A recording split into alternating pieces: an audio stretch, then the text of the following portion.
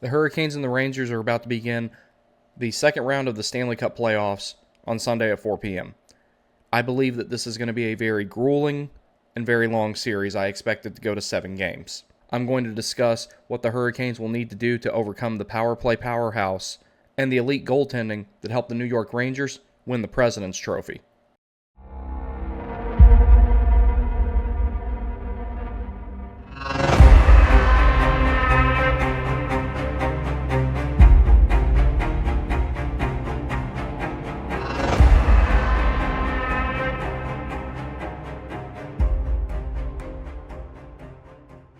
Hey everybody, if you're new here, welcome. If you're returning, welcome back. This video is going to be a statistical deep dive into the Carolina Hurricanes and the New York Rangers in preparation for the second round of the Stanley Cup playoffs. If you end up liking this video, please hit the like button, comment, subscribe. I will be uploading more throughout the duration of the Stanley Cup playoffs.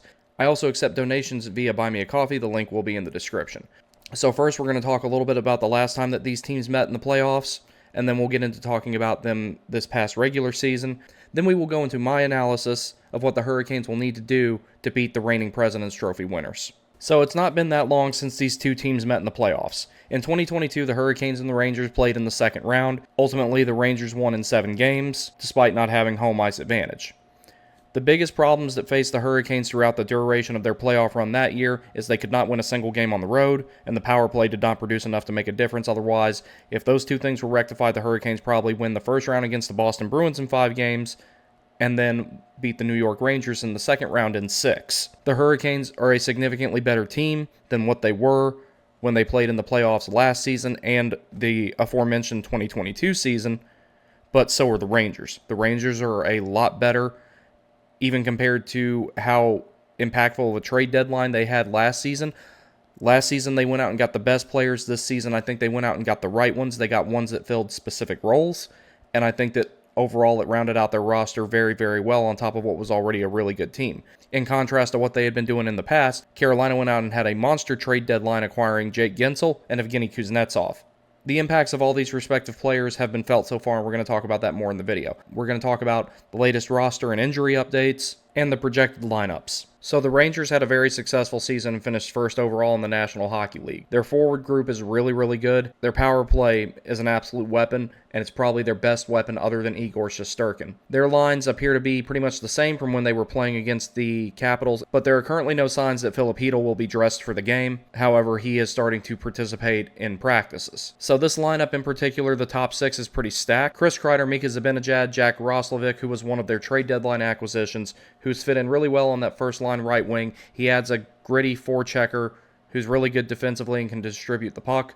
The second line, Artemi Panarin, Vincent Trocheck, and Alexis Lafreniere. Lafreniere has had a breakout season. Trocheck is showing that he's still one of the best two-way centers in the game, especially in a second-line center role. And Artemi Panarin is a very dynamic goal scorer, and he needs no introduction. Third line, Will Cooley, Alex Winberg, Capo Caco. A checking line of Jimmy Vesey, Barclay Goodrow, and Matt Rempe. The defense, pretty solid. I don't think it measures up to Carolina's, but I'll get into that in a little bit. Lindgren, Adam Fox, Keandre Miller, Braden Schneider, Gustafsson, Jake Trouba, Igor Shesterkin, and Jonathan Quick backing him up. That's a really good goaltending tandem. Jonathan Quick we will touch on a little bit because I imagine that there's a possibility we see him and Pyotr Kochetkov at some point during this entire series. As aforementioned, Filip Chytil was rotating into line rushes. Right now, nothing indicates that he will be playing. So a little bit of news broke, which was expected while I started recording this. Brett Pesce will not be making the trip up to New York. Tony DeAngelo is fine from that really vicious slash that he took from near the end from Pierre Engvall. He had to go get x-rays done. They came back negative. He's good to go, so he'll still be alongside Brady Shea. Lines, pretty much unchanged. Gensel, Aho, Svechnikov, Martinuk, Drury, Natchez, Teravainen, Stahl, Jarvis, Kotkaniemi, Kuznetsov, and Nason. And the defense also unchanged. Dylan Coghlan filling in for Tony DeAngelo on the second pair with Brady Shea, Slavin and Burns, Orlov and Chatfield. Freddie Anderson, more than likely still your starter. Kochetkov in reserve. Brendan Lemieux, Maxime Comtois, Brendan Morrow, and Ronan Seeley as the extras. And of course, Jesper Foss still out with a neck injury. Now, taking a look at how these teams did against each other during the regular season, Carolina had a rough start. The Rangers had a pretty rough January. Carolina, 3.38 goals per game, 8th in the NHL. 2.57 goals against per game for fourth, which is excellent. Power play percentage, second overall in the National Hockey League at 26.9, and the penalty kill percentage, 86.4, ranking them first. They need to return to form on that, but I'll get to that in a little bit. For the Rangers, goals per game played, they ranked 7th with 3.39, so the Hurricanes and the Rangers are pretty close there. Goals against per game, the Rangers ranked 7th with 2.76, so that's actually not really that big of a difference between them there either. Power play percentage, 26.4, the Rangers ranked 3rd, but still don't sleep on their power play.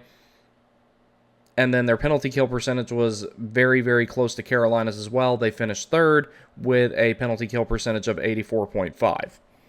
During the regular season, Carolina won 52 games, lost 23, had 7 overtime losses, 11 shorthanded goals, a shot percentage of 10.2, 2,101 shot attempts over the course of all 82 games, and a team save percentage of 897. The Rangers, 55 wins, 23 losses, 4 overtime losses, 8 shorthanded goals, a shot percentage of 10.9, a little bit better than Carolina, a total of 2,418 shot attempts, and a team save percentage of 905.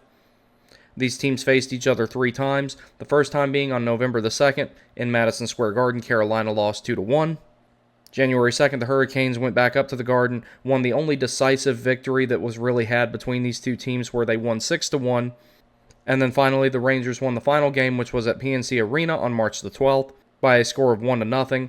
It was a goaltender's duel all the way throughout, and that was the only thing that broke the tie. So overall, these teams are very, very close statistically. Now, looking at the playoffs so far, Carolina has some uncharacteristic things going on. On the right of your screen, you'll see that while they do have a 33.3% power play percentage, which is pretty good, the penalty kill has taken a dip at 72.7. Granted, that's only a 5-game sample size. I do think it will improve. It's going to have to be really good against the Rangers, who have had an 88.2 power play percentage, and they are 4th best in the playoffs right now. Face-off percentage, Carolina is better than what I think it's showing. Game 4, they were awful. Game 3, they were not much better.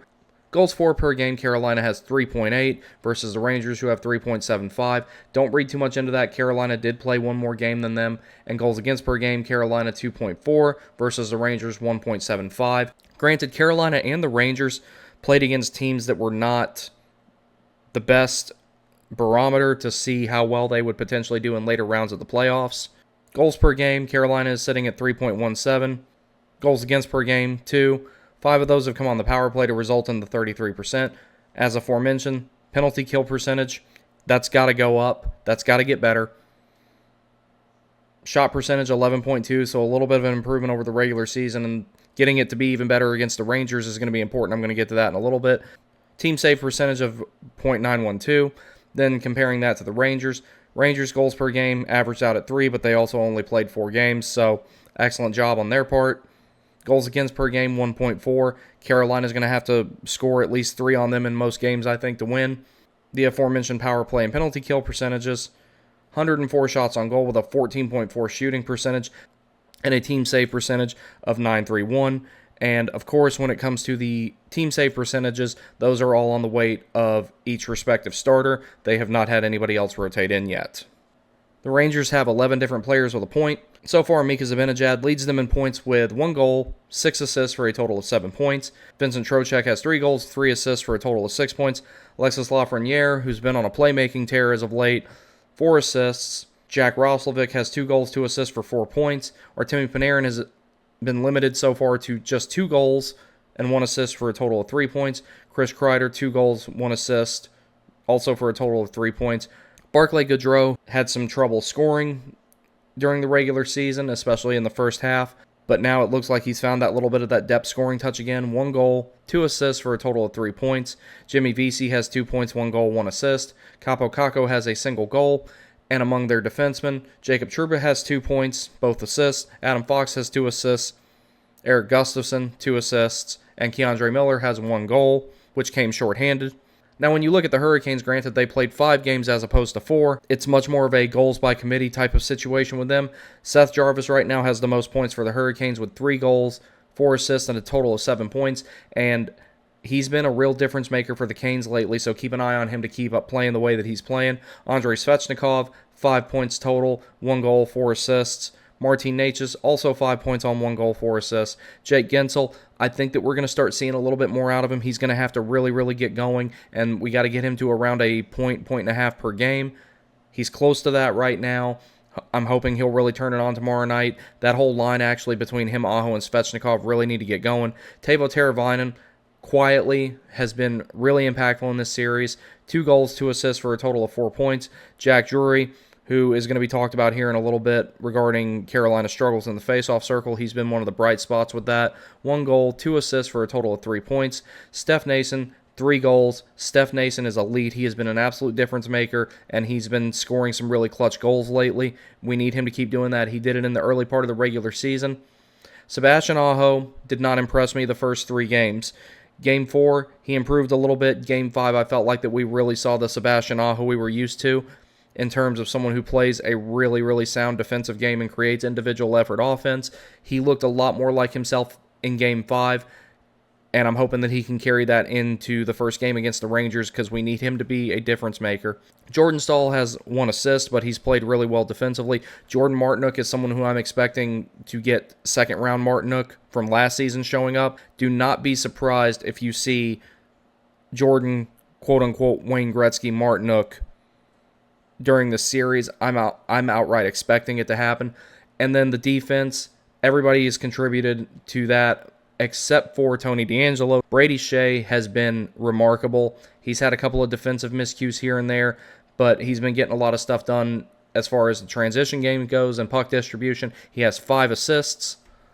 Brent Burns has 1 goal, 1 assist for a total of 2 points. Jalen Chatfield has a single assist. Dmitry Orlov has a goal. Brett Pesce had a point before he got injured. Jacob Slavin has 1 assist.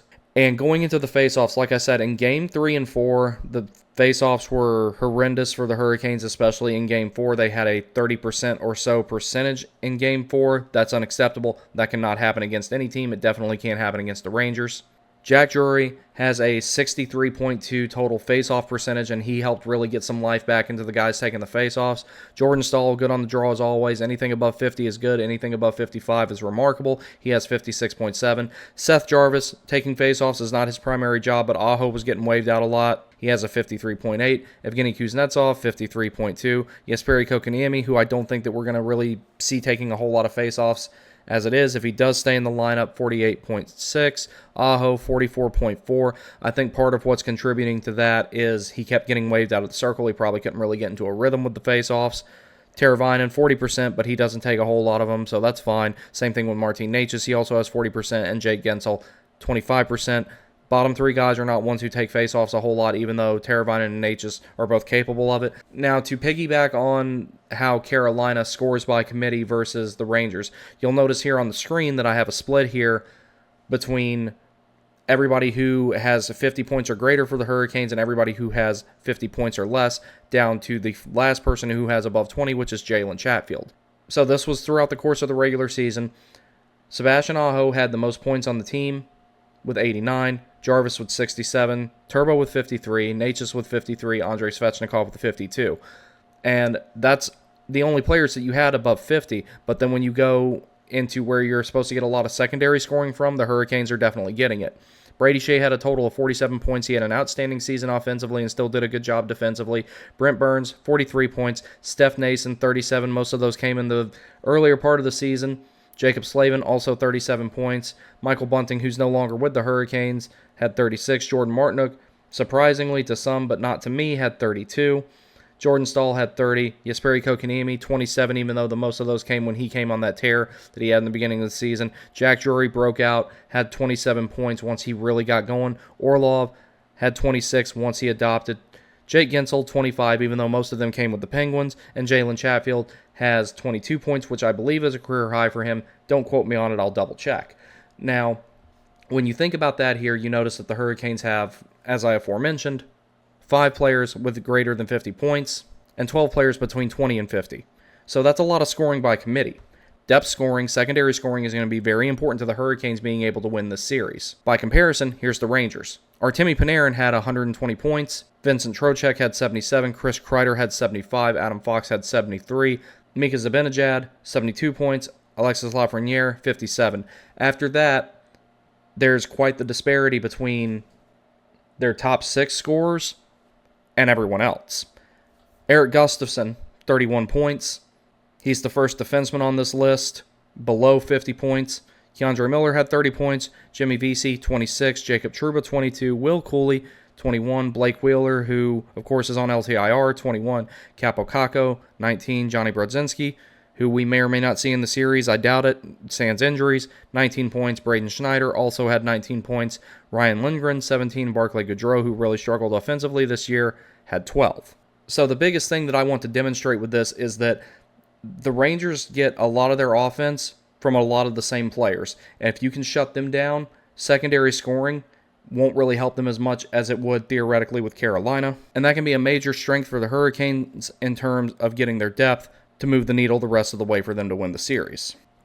So here we have some more NHL Edge data. This data is particularly from the playoffs. Reason being is because this data more accurately reflects the rosters that we will see on the ice tomorrow night in MSG on each individual graphic. The left is the Hurricanes data, the right is the Rangers data. So first, we're going to look at the least consequential of all these, in my opinion, which is shot speed or shot velocity. Carolina, top speed, 95.47 versus the Rangers, 89.34. And the average shot velocity for the Rangers is 63.14, topping Carolina's 59.92. Now, here's where you go into stuff that's a little bit more important in terms of these metrics. Skating speed, Carolina, a little bit faster of a team, 22.63. And remember that this is a team average, so that can be a big difference when you're talking about throughout the course of an entire 18-man roster who has a little bit more speed and who probably has a little bit more gas in the tank near the end of the game. Hurricanes have the advantage there. And by extension, the Hurricanes are also really good at covering ice a little bit faster than the Rangers. So all that is suffice to say that the Hurricanes are a little bit faster of a team. They cover ice a lot quicker. They gap up a lot quicker when they don't have the puck, and they move it on transition pretty well. Maybe not as good as the Rangers do, but I'm going to get into that next with talking about the zone time. Carolina has a marginal advantage in all 3 zones in terms of possession. In the offensive zone, Carolina has a 46.1% offensive zone time versus 43.3 for the Rangers. That's not a huge difference. The big difference between these teams in the offensive zone, Carolina will hem you in your own zone a lot easier, but the Rangers tend to make things happen when they do have the puck in the offensive zone. They're really good at cycling and passing and shooting. That's part of the reason their power play is so good, and we're going to get into that more in a little bit. In the neutral zone, Carolina, 18% versus the Rangers, 17.5%, and where that difference is really made is in the defensive zone. Carolina doesn't stay there very long because they have that really good team defense. Carolina, 36% in the defensive zone, and then 39.2% for the Rangers, and I think that that's where one of the biggest differences is going to be made. With as dynamic offensively as the Rangers are, you don't want to give them much time with the puck in your own zone. Carolina is really good at regaining possession and getting it out, and that's going to be important. Now, in terms of goals and shot locations and everything, throughout the course of the Stanley Cup playoffs so far, 5 games for Carolina, 4 for the Rangers. Carolina has taken 169 shots on goal versus the Rangers 104. They have scored 19 goals but played 1 extra game. Keep that in mind. The Rangers have 15 goals, but this is where you kind of get to visualize that difference between the two. 11.2 shooting percentage for Carolina despite having significantly more shots, but the Rangers have a 14.4 shooting percentage. They make high danger chances and they make the most of them.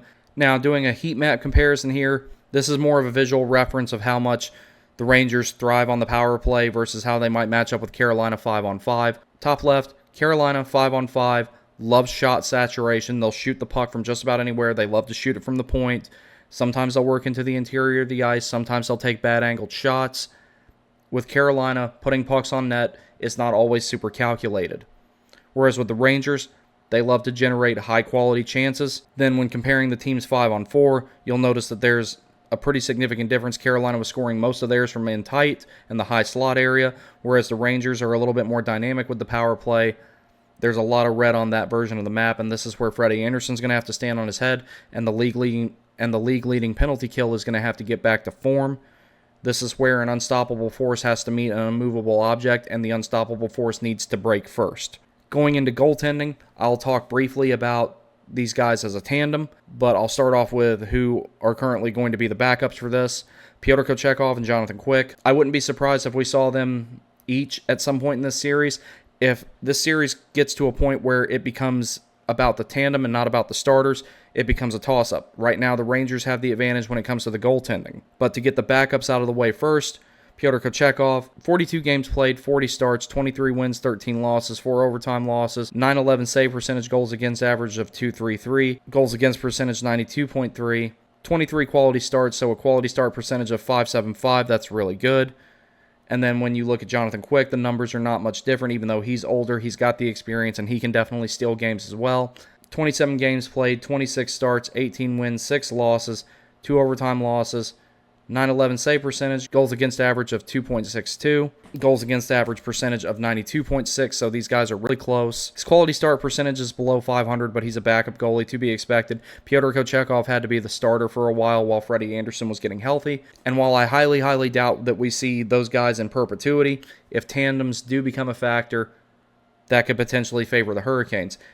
But in a starters-only matchup, Shesterkin has an advantage at the moment, despite what the numbers may say. So these stats right here are from the regular season, keeping in mind that there's a much larger sample size of Igor Shesterkin than there is of Freddie Andersen from when he was out.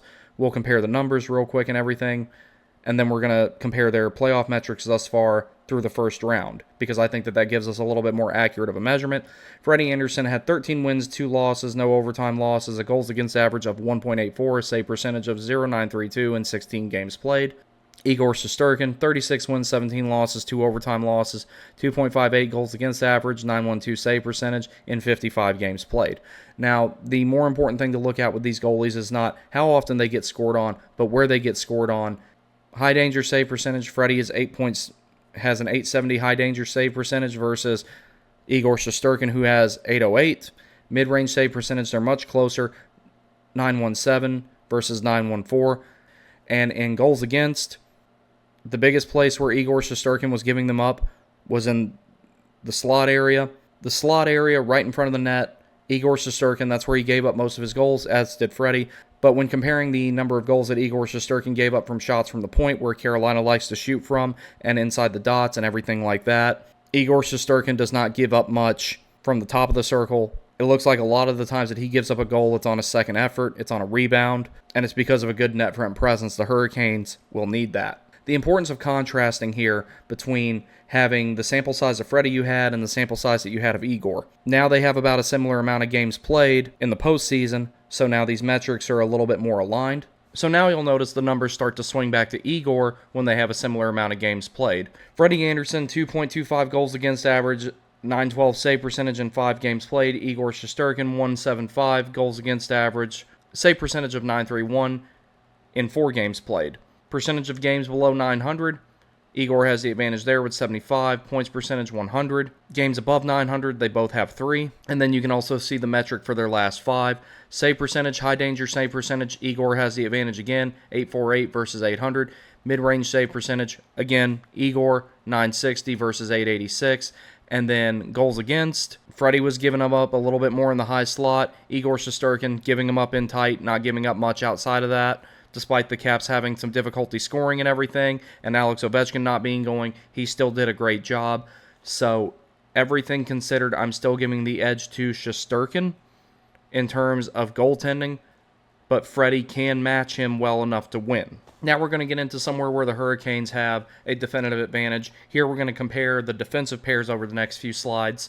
So I left Shea and Pesce in there just out of the possibility that we do see Pesce come back in this series. Like I said, I'm expecting it to go to 7 games, so don't be surprised if we see him sometime between Game 5 and Game 7. Slave and Burns, very well-established pair. In 5 games, they have had a goals percentage of 75, 3-4, 1 against, goals for per 60 minutes of 2.42, goals against per 60 of 0.81. Excellent.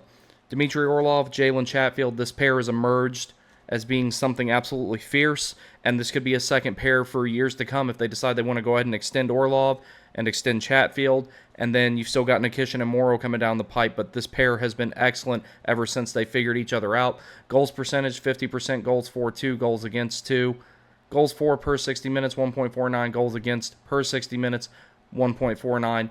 That being said, they have pulled a lot of heavy minutes 5-on-5. You can see how much time that they're pulling and everything. Rod really trusts this pair, and they've been really good. Those numbers will get better for them. Shea and D'Angelo. shortest tenured pair of the postseason for the Hurricanes. Goals percentage 40, goals for 2, goals against 3, goals for per 60 minutes 2.75, goals against per 60 minutes 4.12. And then when you compare that with what the Rangers have going on, Gustafsson and Trouba, 100%, goals for percentage, goals for 2, goals against 0, goals for per 60 minutes, goals against per 60 minutes 2.45 versus 0. Miller, Schneider, goals percentage 33.3, goals for 1, goals against 2, goals for per 60 minutes and 1.03, goals against per 60 minutes 2.05, and lastly Lindgren, Fox, 100%, 2-4, none against, goals for per 60 minutes 2.44. Now, all that taken into account, those numbers may alarm some people when I say that Carolina has the advantage defensively, but when you actually start looking at expected goals, this is where everything starts to really come together for the Hurricanes. Orlov and Chatfield have an expected goal percentage of 55.9, goals for 3.3, goals against 2.6, expected goals per 60 2.46, expected goals against per 60 of 194. Slave and Burns, expected goals for below 50 for the moment, but it will get better because this series is going to go longer. There's going to be a bigger sample size of it, and these guys are really going to be leaned on. Expected goals against 3.7, expected goals per 60 minutes 1.77, expected goals against per 60 minutes 2.98. Shea D'Angelo, expected goals for 56.3%. This pair has a higher probability of producing offense while on the ice. Keep an eye out for that. Expected goals for 1.8, expected goals against 1.4, expected goals for per 60 minutes 2.47. If they can do that, the Hurricanes are going to need at least 3 goals every single game, and that eliminates almost 2.5 of that you need right there statistically speaking. And then expected goals against per 60 minutes 1.92. Again, those numbers will improve. And comparing the expected goals percentage of all 3 of the mainstay pairs of the New York Rangers. Expected goals percentage for Gustafsson and Trouba, 47.6, 1 goal for, 1.1 against. Expected goals per 60, 1.22. Expected goals against per 60, 1.35. Carolina's forechecking, hemming them in their own zone. I imagine the expected goals against for all these pairs will go up significantly. Miller, Schneider, 47.2, expected goals for 1.7, expected goals against 1.9, expected goals per 60 minutes 1.75, expected goals against per 60 minutes 1.95. That pair might be the one that you have the best chance to kind of exploit if you can get pucks in behind them and everything. Lindgren, Fox, expected goals for percentage also below 47.5, expected goals for 1.9, expected goals against 2.1, expected goals for per 60 minutes 2.32, and expected goals against per 60 minutes at 2.56. So these pairs, as far as advanced metrics go, Carolina still has the advantage. And like I said, we're going to get more than a 5-game sample size out of this, and it's really going to be telling, I think, by Game 4 which way it's really swinging. Full-on possession metrics, we're going to start with Corsi here. Slavin and Burns, 55.2. Corsi percentage, shot attempts per 60 minutes, 73.35. Shot attempts against per 60 minutes, 59.65. Carolina, great with shot suppression as always. The Orlov and Chatfield pair has really shined in this particular aspect. 61.5 Corsi. Shot attempts for per 60 minutes, 71.46 versus 44.67. Very good shot suppression. D'Angelo, Shea, 60% Corsi. They're a very possession-driven pair. They're really beneficial in offensive zone faceoffs. Shot attempts for per 60 minutes, 78.26 versus shot attempts against per 60 minutes, 52.17. And lastly, Shea and Pesce did really good on the shot suppression aspect of things, 62.7. Shot attempts for per 60 minutes, 91.65. And then lastly, shot attempts against, 54.42. Comparing that to the Rangers, all their Corsi numbers are below 50%. 49.4 for Gustafsson and Trouba, 43.7 for Miller and Schneider, and 48.5 for Lindgren and Fox. So these pairs definitely generate a lot of offense. They pass the puck a lot. They help in transition, and they jump in the rush. But they're not nearly as good at the shot suppression aspect. And to round out that point, Fenwick, Carolina, Slavin Burns, 52.1, unblocked attempts for per 60 minutes, 49.98, unblocked shot attempts against per 60 minutes, 45.95, Orlov and Chatfield, 57.4, Fenwick of 57.4, unblocked shot attempts, 46.15 versus 34.24 against. Shea and D'Angelo, as expected, pretty high in that regard. Unblocked shot attempts for per 60 minutes, 57.67 unblocked shot attempts against per 60 minutes, 37.07. The reason for that is Shea and D'Angelo are both pretty smart about pinching. They're good at keeping the play at the other end of the ice. And as aforementioned, they're really good on offensive zone draws. Shea and Pesce, unblocked shot attempts for per 60, 64.9, with unblocked shot attempts for per 60 minutes at 68.74, unblocked shot attempts against per 60 minutes, 37.23. That goes back to how good of a shutdown pair that one is together. And then going on to the Rangers, Fenwick, 56.6 for Gustafsson and Trouba, the only advanced metric that they've had over 50% in this particular regard. Miller and Schneider, 46.3%. Lindgren Fox, 47.1%. Now, even with being under 50%, the Rangers defense can still contribute to the offense significantly because the Rangers do better. The Rangers are dangerous when they have the puck. So taking a look at the forwards now, Kreider, Zibanejad, Roslovic, they're pulling a lot of minutes, and their goals percentage may only be 50%. Goals percentage of 50%, 2-2. Goals for per 60 minutes, 3.38. Goals against per 60 minutes, 3.38. So they drew even there. If the Hurricanes can do that against them, they'll be in good shape. Coulier, Winberg, Kakko, they drew a total of 30.2 minutes. Their goals for percentage was 1, and they didn't allow any against. That line is actually very good defensively, so that's going to be one of those things that they'll probably try to match up with the Aho line if it's not the Goodrow, VC, and Rempe line, which we're going to talk about next.